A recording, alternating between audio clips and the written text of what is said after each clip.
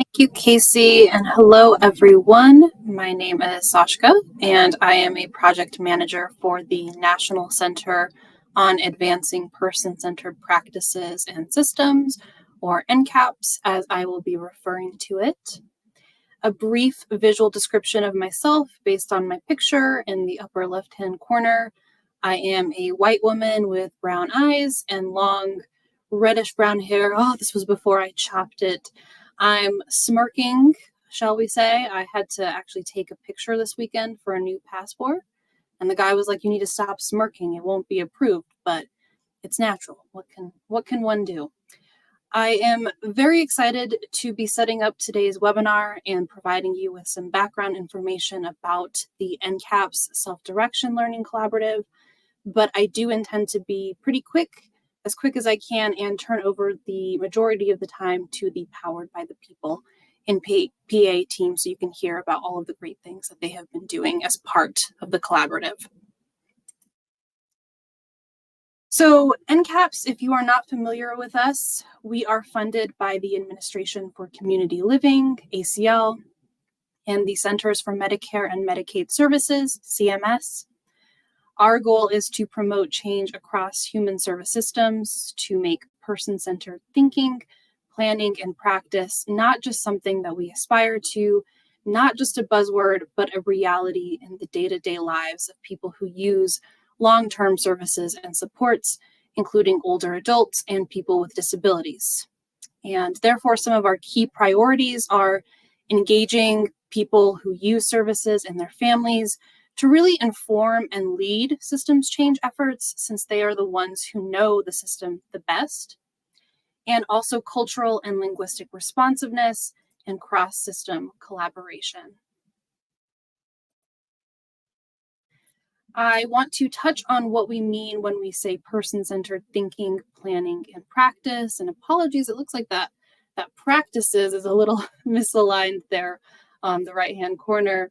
So here at NCAPPS, we define person-centered thinking as focusing language, values, and actions toward respecting the views of the person and their loved ones. It emphasizes quality of life, well-being, and informed choice. Person-centered planning is directed by the person with the helpers that they choose and is a way to learn about the choices and interests that make up a good life and identify the supports, both paid and unpaid, needed to achieve it. And person-centered practices are present when people have the full benefit of community living, and supports are designed to assist people as they work toward their desired life goals. So given that, we have found self-direction to be truly the most person-centered service model, right? So self-direction really gives people control over their home and community-based services, including choosing their services, how much, who provides the support. So that can include family, friends, neighbors, people who know them well, and people who also speak their language or share a culture with them. Even though I'm sure many of us here today have a long list of the benefits of self-direction and how it truly is very person-centered in its approach, what we found in the National Core Indicators data from their 2020 to 2021 survey is that only 18% of respondents were self-directing, and across the nation, we see such a range when it comes to how many people are self-directing. So some states only have, 1% of people self-directing, but that moves upwards to 55% in some states. And that is a really dramatic gap and difference across the nation. So what we wanted to do here at NCAPPS was bring together teams from across the country and experts in the field to look at how we can improve the availability, quality, and access to self-direction within our specific state systems. And the core belief of this learning collaborative is really that everyone can self-direct. And our learning collaborative brings together 22 teams from 16 states, and those teams are made up of state representatives, community advocates, people with lived experience of self-directing, and family members.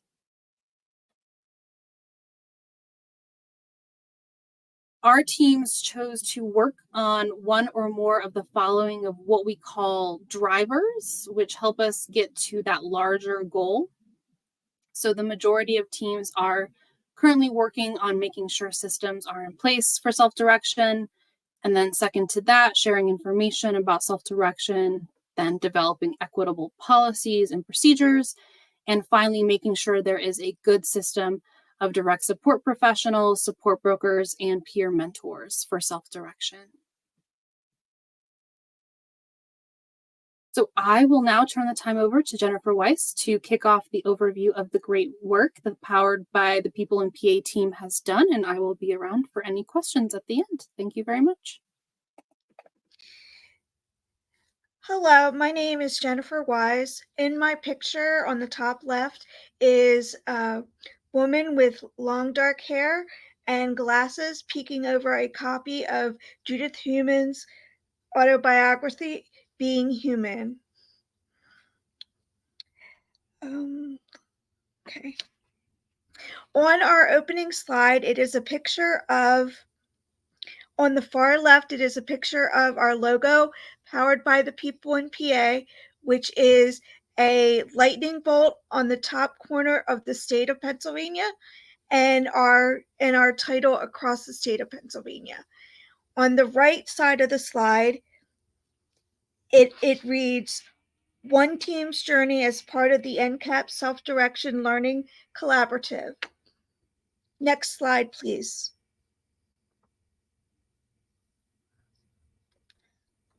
The second slide is a slide introducing our team with 4 pictures in a horizontal row. From left to right are a picture of Jennifer, and I am a supports broker at Values into Action, and I work with supporting self-direction by supports brokering with families across the state of Pennsylvania. And I also am the co-chair of our group, and I also am a woman that is a proud member of the disability community. Next is the picture of Jamie. She is an associate director of policy at the Institute of Disabilities at Temple University. The next is an icon for ODP, and is a picture of Pam B., who is the Office of Developmental Programs State Lead on Personally Directed Services. And the far right is a picture of Marion, who is the co-founder and executive director of Values into Action. Next slide, please. This slide also contains 4 more members of our team with pictures in a horizontal row. On the far left is Rachel M. She is the Chief Operating Officer at Values into Action.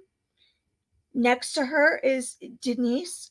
She is the Coordinator of Logistics and Projects Student Advisor at the Institute of Disability at Temple University, and she has family members that use self-direction. Next to her is Kelly, who is the Director of Programs at the Alliance for Nonprofit Resources, Inc., which is an AWC. And at the far end on the right is Pam Z. She is the Service Director of Personal Directed Services at Values into Action. Pam also sits on the advisory board for PALCO, our vendor fiscal model option in Pennsylvania. She also has family members that use self-direction. Next slide, please. And on the last slide of Meet Our Teams is Michael Ann. She is a self-advocate who uses self-direction, and she could not be with us today. Next to her is a picture of Sherry, who is Michael Ann's parent, and she is also a supports broker. And not pictured is a former member of our team, Rachel P., who is the former director of programs at Alliance for Nonprofit Resources. She has moved on to another position. And with that, I would like to hand it off to Jamie.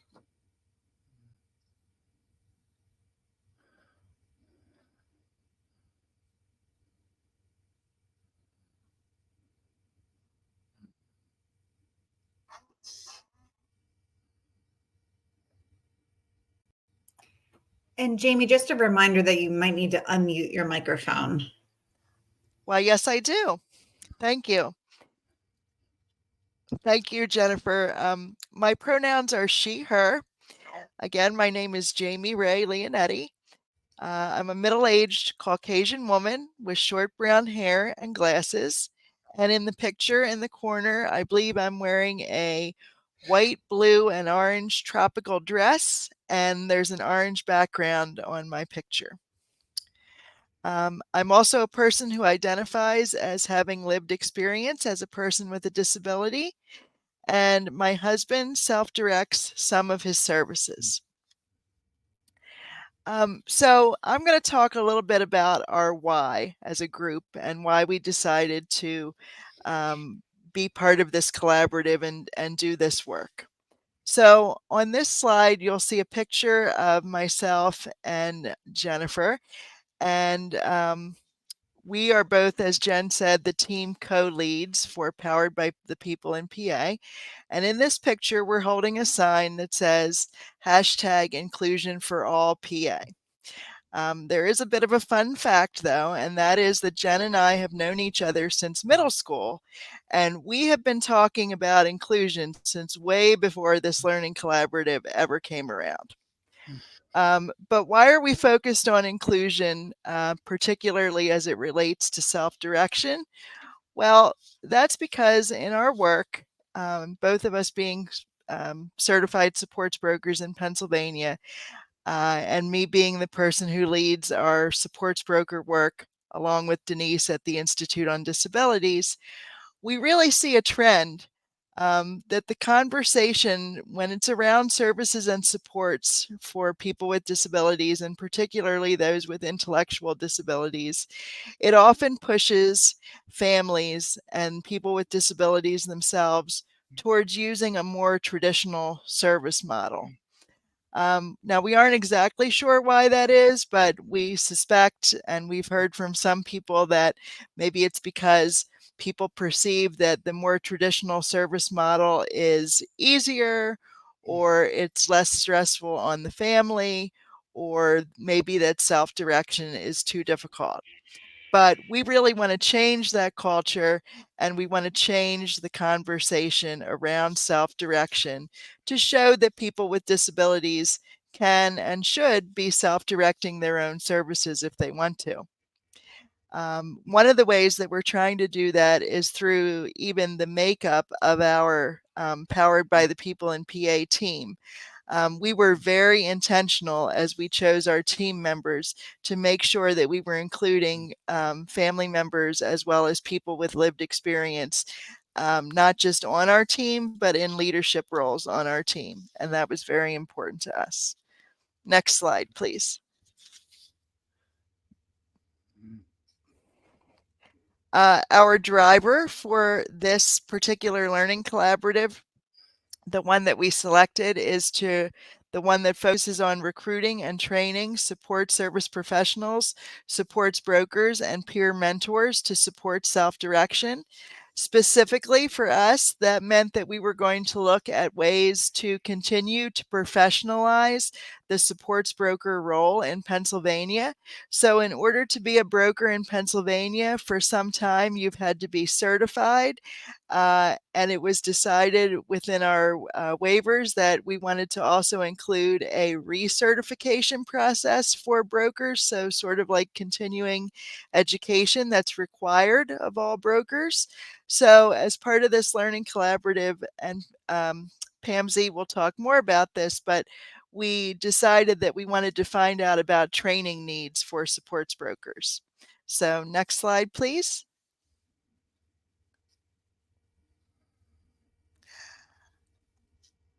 So why are we doing this? Well, we're doing it because we believe that it is absolutely imperative to expand the pool of qualified and motivated support service professionals in Pennsylvania.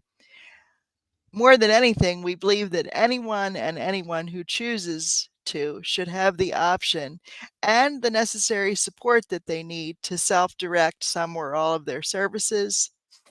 And we believe, particularly for myself as a person with a disability, that people with disabilities will want to choose self-direction and that model if we see our peers with disabilities out there self-directing and having success with it. And with that, I think I'm going to turn it back over to my colleague, Marion. Thanks, Jamie. Hello, everyone. My name is Marion Fraterola Salino. I'm a Caucasian, middle-aged young woman. And in this picture, I have dark brown hair. I'm wearing large silver hoops, and I'm wearing a black shirt as usual. I'm going to talk a bit about our action goals as part of the Self-Direction Learning Collaborative. And just to describe this slide, it has black background at the top, with white letters, with white words, and the majority of the slide is white background with black inked words. Also, just to complete my personal description, I use the pronouns she and her. So our action goals are to identify support broker competencies, and Jamie gave a little bit of the context about why we believe it's important to understand what supports brokers need to know and need to be doing in terms of their skills. Another goal is that we want to develop a plan to ensure that supports brokers are widely available across Pennsylvania. As a Commonwealth, Pennsylvania is rich in its rural communities, urban centers, as well as suburban communities. And we find that oftentimes people living in more rural communities don't have as much access, certainly to providers. And we want to ensure, as well as the Office of Developmental Programs wants to ensure, that supports brokers are available to all who want them in order to self-direct if they want. And third, our goal is to create a self-direction mentoring program by recruiting and supporting experienced self-directors. That is, people with disabilities who are directing their own services and supports, and to bring them in, to invite them in to learn about supports brokering and to possibly be interested in becoming a supports broker or a support service professional. So it is important that we are building a cohort of SSPs, support service professionals, and supports brokers who also identify as people with disabilities to mentor participants new to self-direction. So those are our goals, and we've been working on those since the outset of the Learning Collaborative. And I'm going to turn it over to my colleague, Pam, who's going to talk about what we've done. Thanks, Marion. So hi, I'm Pam Zotnia. I am a Caucasian woman. The photo that's being shared of me, I have lighter brown hair. I will, full disclosure, this photo's 10 years old, so I'm very glad we're using it. I wear glasses, and I have a pink sweater on. I use the pronouns she, her, hers. I'm also kind of coordinating the technology here, so be patient with me. What you've heard so far from the team is what we had planned to do. So as part of the participating in the Learning Collaborative, we are using the Plan, Do, Study, Act steps. So I'm going to kind of walk you through that as part of what I'm doing here. So you heard about what we plan to do, and now I'm going to talk a little bit about what to do in planning in the process. So what we've done so far, we've made a decision to administer some stakeholder surveys. We will be using the feedback that we received in them to inform the supports broker recertification curriculum. And this will align, the information will align with this new service definitions. So the waiver in Pennsylvania, the IDD waivers were renewed. As you all know, they renew every 5 years. Our 5-year period just ended. So on January 1st of 2023, our new waiver for the next 5 years was implemented. And in that, there was some changes to this service of supports brokering. And I'm going to, for consistency, say next slide, please. There we go. So the next slide we have is, I'm going to talk a little bit about the survey itself. So we developed and distributed 4 separate surveys to gather feedback to be used to enhance the supports broker recertification curriculum. The stakeholder groups that we selected are the self-advocates who use the service, the most important stakeholder group, in my opinion. Managing employers and common law employers. So in Pennsylvania, we have 2 options when we self-direct for financial management services. We can use a vendor fiscal employer agent model. And in that model, you would become the common law employer, or we can use the agency with choice model where you become the managing employer, and it's a co-employment agreement where the agency with choice is the employer of record and the person supported, or someone they can select a surrogate to hold that role for them. They would be the managing employer. The next stakeholder group are the supports coordinators and administrative entities. Pennsylvania is a very large state, so it's sort of broken apart into counties, and some counties will gather together and become a joinder. We call those the administrative entities. And the final group was supports brokers. Next slide, please. So in Pennsylvania, we have 67 counties, and we were very pleased when the results of the survey, when the survey closed, it was open for 30 days, that we had responses representing every county. So we received responses from all 67 counties. For the self-advocate group, we had 27 individual self-advocates who responded, and they represented 17 counties. For the managing employers and common law employers, we had 94 responses, and that represented 32 counties. For the supports coordinators and the administrative entities, we had 38 responses representing all 67 counties. And for the supports brokers, we received 54 responses representing 67 counties. So I do want to say that, being part of many surveys over my career, we were very pleased with the responses that we received. Because as we often know, it is hard to reach people, especially self-advocates. Next slide, please. So the survey itself, we used Microsoft Forms when we created the survey. It's a really good tool. If you have Microsoft tools and you're looking to do some surveys, I recommend you take a look at that format. It's very user-friendly, and the results come back in 2 separate views. So you can, what I'm going to share with you now is sort of a visual view of what we received, but you can also extract the data into an Excel spreadsheet, so you can literally read every response that way.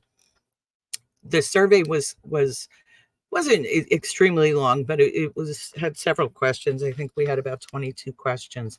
So I'm not going to share every single one of them with you. Some of it was just sort of collecting data on, who you are, where do you live, so we could have that sort of background information. But I did want to share a few of the slides so that you could take a look at how we did this and how we were able to see the responses. So this slide shows the question: based on your understanding, a supports broker can assist the managing employer or common law employer with, and you were able to select all that apply. So the responses, the highest response we received was, you'll see it in orange here on the pie charts, was for program roles and planning. And with a very close second being employer-related responsibilities, which shows in blue. And not far behind that was building and sustaining. I have to read the rest of the question off of my cheat sheet here because it didn't print the whole thing. Building and sustaining natural supports. There were a few people, 5 people, who responded. They were unsure. but there was no responses for other. The next slide I wanted to share, or the next question rather, is what skills should a good supports broker have? And here you'll see the results in a graph, a little different than the pie chart, but again, it's all color coded, so you can quickly see purple were the most responses that we got to that question, and purple is person-centered thinking and planning tools. Followed very closely behind that by red, which is an understanding of how to put into practice ODP, that's the Office of Developmental Programs, mission, values, and policies that support everyday lives. So you could see on this graph, based on the colors, which responses the responders felt were really most critical that we include in the recertification process, and others should be included, but they weren't the number one priority. Next slide, please. The next question that I inserted in here is assisting with employer-related duties. And that is question number 7, cheat sheet again. So this, we show the results a little bit differently. It's again in a graph, but you'll see that the dark blue were the responses are very important. The lighter shade of blue was important. And for all of the questions we asked, developing FSP training plans, recruiting, hiring, and managing employees, creating backup plans, and determining pay rates and how they impact the budget, almost every one of them was either everyone felt was either very important or important.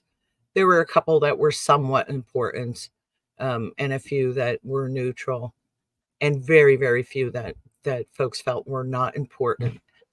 So what we're learning through this is the questions we presented to the field, we were pretty on target with what our thoughts were as we planned this survey, and they were validated by the responses that we received. Another question we asked was assisting employers to understand and meet compliance requirements and standards.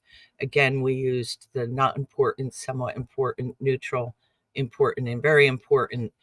And it's almost an even tie between very important and important for the two questions we presented, which were developing systems for service documentation. I have to cheat again. For service documentation, on to demonstrate efforts to assist the person to achieve their self-directed outcomes. And the second question was clarifying team member roles and responsibilities. And we had another question that we presented, which was developing strategies to identify natural supports. Again, this was a graph with respondents would be not important, somewhat important, neutral, important, and very important. This one we got more important than very important. And the responses that you could select from were community mapping, organizing circles of support, and expanding and coordinating informal, unpaid resources and networks within the community. Very few people felt that they were, actually no one felt that they were not important. And there were a few people that picked somewhat important. I want to share, Jennifer shared in the beginning of the presentation when she introduced us that I'm a family member. My son, my 36-year-old son, self-directs his services. To me, as a family member, and to my son, I think we can both say that these 3 questions are really the most important thing for us as people who self-direct. It's not that we don't feel that the employer-related duties and the more clerical type tasks that a support broker can do aren't important. They are very important, but we really depend on Roberts Supports Broker to help us to build that circle of support and to do some community mapping. And we really feel that can sometimes be an underutilized service within this service. So we would like to encourage you all, if you have self-direction in your states, to look at that and help, excuse me, help the people we support and their family members to really build those natural supports in their communities. Next slide, please. So this is the final question that I wanted to share with you. When we asked everyone, do you believe supports brokers should receive ongoing training? And you can see from this pie chart that everyone who responded to this question said yes. There were 0 no responses. So we thought that was very telling, and again validated what we set out to do, in that we are now working with the Commonwealth of Pennsylvania's Office of Developmental Programs to help them really develop a very robust recertification process. And I do believe that they'll also be looking at updating the initial certification that people who want to deliver the service of supports brokering are required to go through. So with that, I am going to hand this off to Pam Bell. Good afternoon. My name is Pam Bell. I'm a Caucasian female, older female who tends to think that they're still young. I'm going to steal Marion's description a little bit, and I'm going to talk about supports broker recertification a little bit today. The Office of Developmental Programs has contracted with the Institutes on Disabilities at Temple University to provide the recertification curriculum. The recertification curriculum was developed and is presented through a partnership between the Institute of Disabilities at Temple University and Values in Action. The recertification training was timed to align with our waiver renewals, which were in January of 2023. And now I'm going to turn it over to Marion. Thanks, Pam.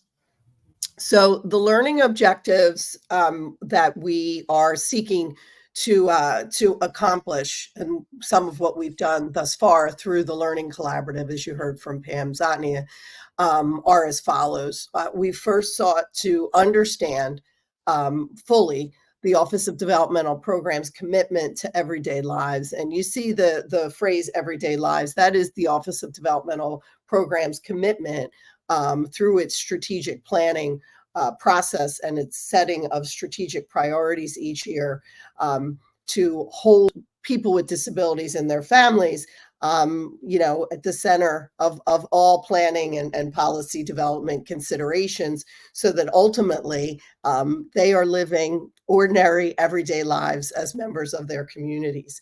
And so a lot of us who work within the Office of Developmental Program Systems, we often refer to the Everyday Lives document to reinforce a lot of our work, particularly around the values of self-determination that are the foundation of self-direction. So we really dove into those as we considered the survey and the questions that would be asked, because we wanted to link that commitment to everyday lives and the role of the supports broker. Because the role of the supports broker is so very important to people as they realize their aspirations when using participant-directed services or person-directed services, as it's also known.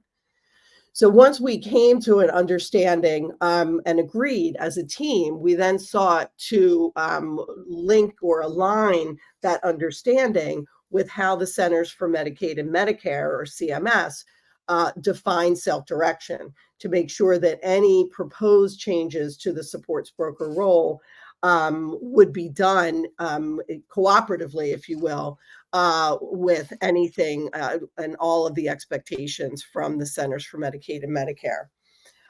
We then took time to discuss, and that continues, the supports broker recertification requirements and process. And of course, as you heard earlier, Pennsylvania has just updated their waivers within the Office of Developmental Programs effective January 2023, so that the supports broker's recertification process will certainly align with those new requirements and service changes to the service definition. And so now what we're seeking to do is really, how do we then demonstrate those changes and those new competencies, the things that we have learned from the surveys, and certainly the expectations as part of the new service definitions. So our work is ongoing. We can't believe that the Learning Collaborative will end in September, but we're going to keep going, and that's certainly our intention. But the Learning Collaborative has really helped us as a group gel around our shared vision and certainly the shared values for participant directed supports.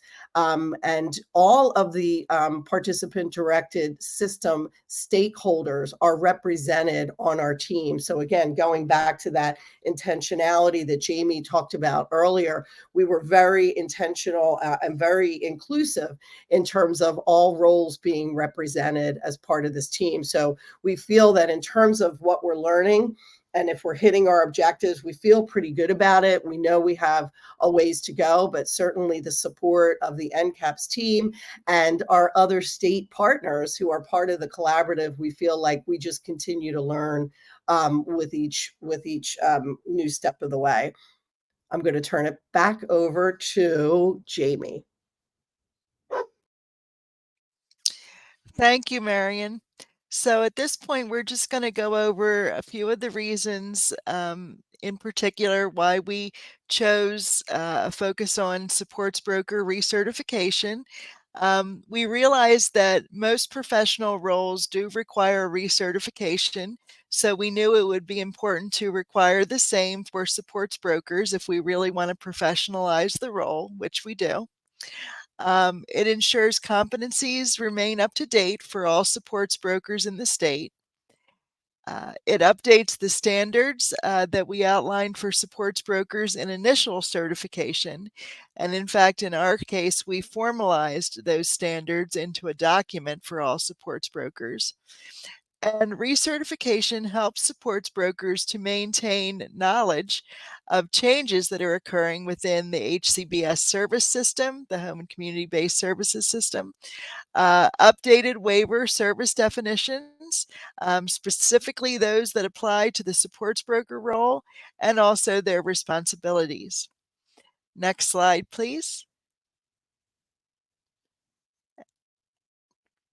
So every certified supports broker must successfully complete supports broker recertification, which is provided by the Office of Developmental Programs or its designee every 3 years following the date that they get their initial certification.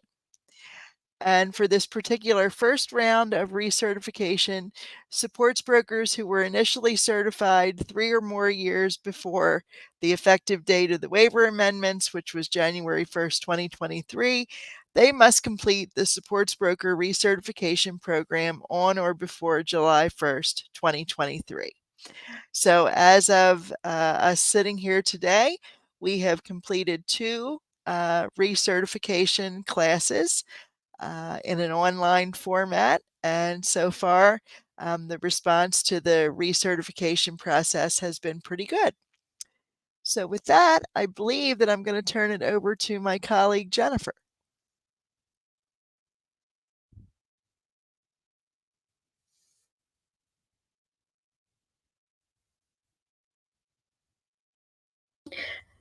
Sorry, my microphone was off. This is our last slide. This is our journey so far. We have so much more to work on.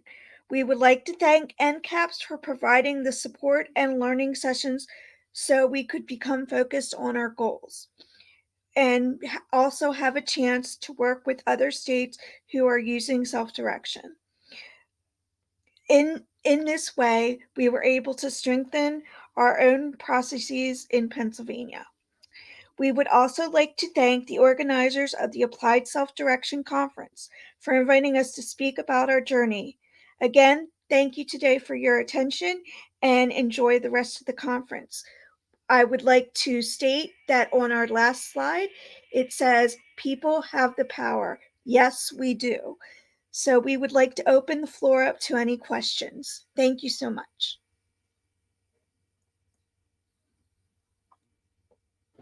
Great, thank you so much. This is Casey from Applied Self-Direction. Just a reminder for folks, you can submit your questions using the Q&A pod in the lower left-hand corner of the screen. I'm not seeing any questions yet, so I'll just give folks a minute or two. We did get a couple questions during the session about whether the recording and slides will be available. We will be posting a copy of the recording on our website. If you go to our conference webpage to the schedule, there's a section titled Previous Sessions. And from there, it'll link you to the slides and recordings from the previous sessions. And you can also download a copy of the PowerPoint slides directly from the Adobe room. They're in the resources pod on the left-hand side of the screen.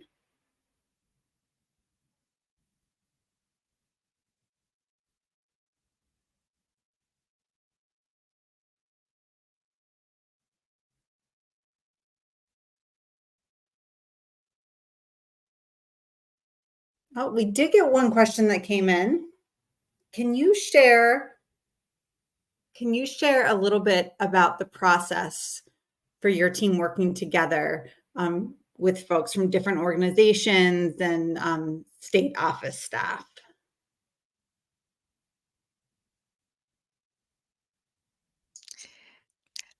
Team, this is Jamie. Is it okay if I take that one? Go for it. Absolutely. Go for it.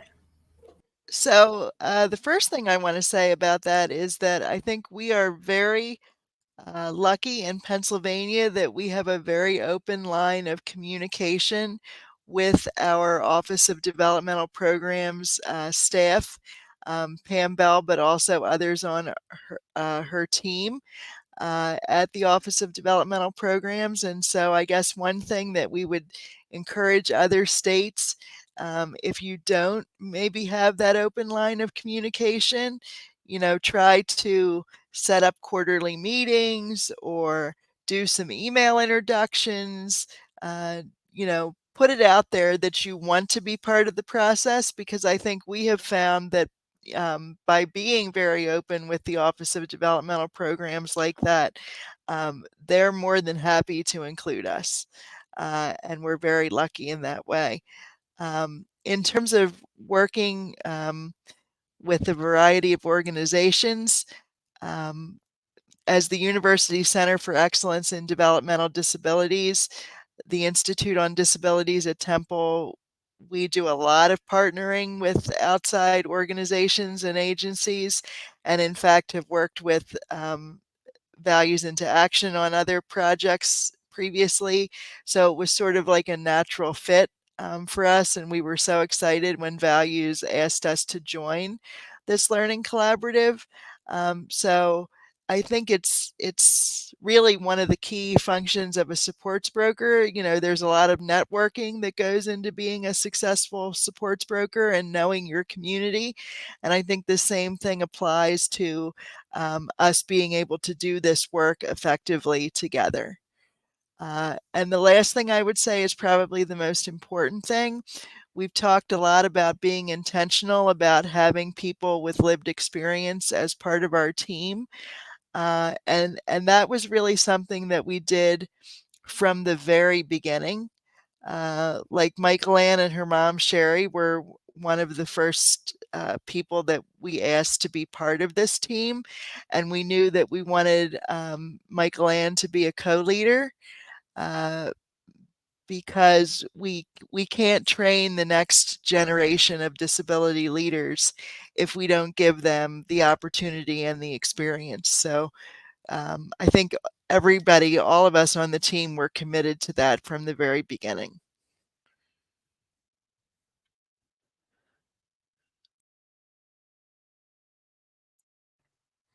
Jamie, That's I great. just Yeah, I just added something in the presenter chat just about the Pennsylvania Developmental Disabilities Council 2 funding a grant. I can't believe it was a decade ago, but it was on person-driven supports that really accelerated the growth of the supports broker service, which was always a service within the Office of Developmental Program waivers, but wasn't really being readily used. And I think part of it goes to what you said, Jamie, is if people don't know and they're not aware that this kind of support is available, it often becomes just too easy to choose the traditional model, which may work, and that's great. But knowing about participant-directed services is just as important. And we support a lot of people in Pennsylvania who do both.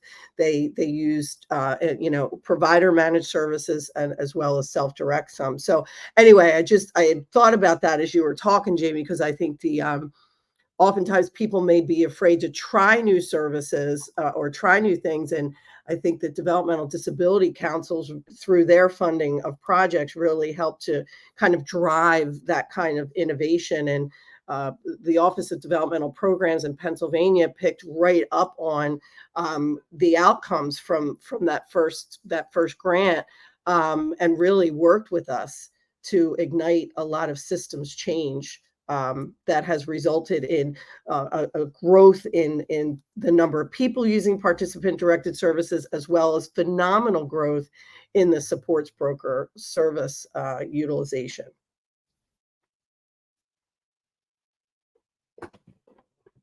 Great. Thank you, Marion.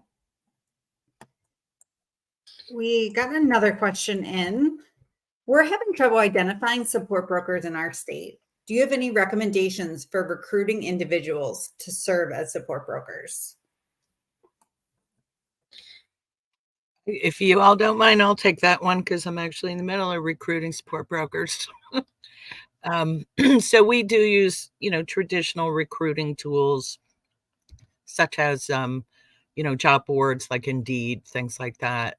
But we have found the most success is through word of mouth. So having existing supports brokers or other professionals in the field, sort of having an elevator speech, when you're out and about. And, people naturally, when you meet people, a natural question is, what do you do for a living?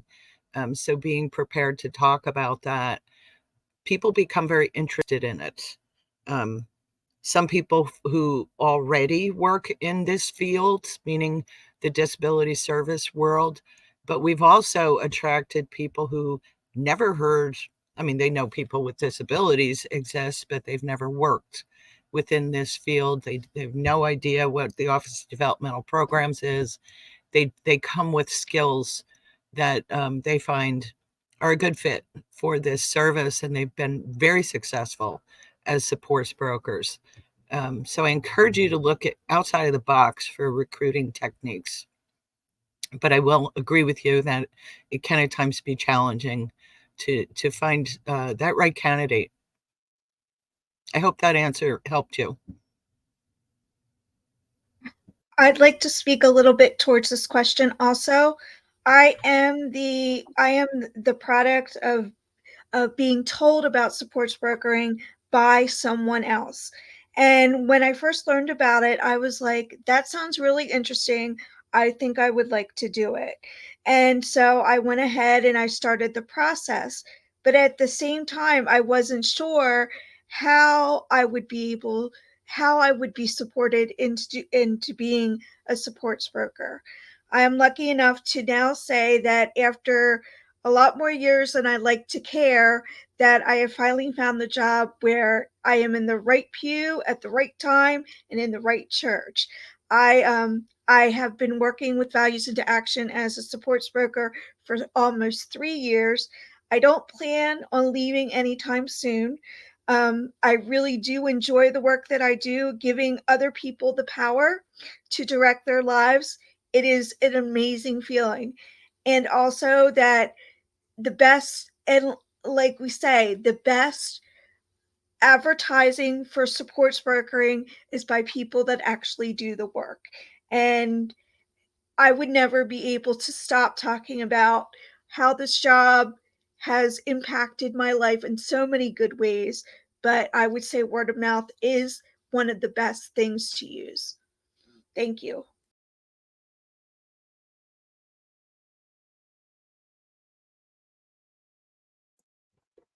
Great. Thank you so much.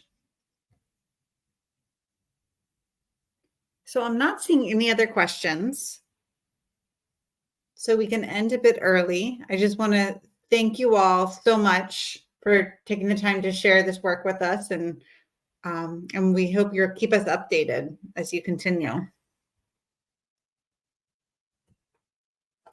Thank you to everybody for joining the session today, and hope you have a good rest of your day.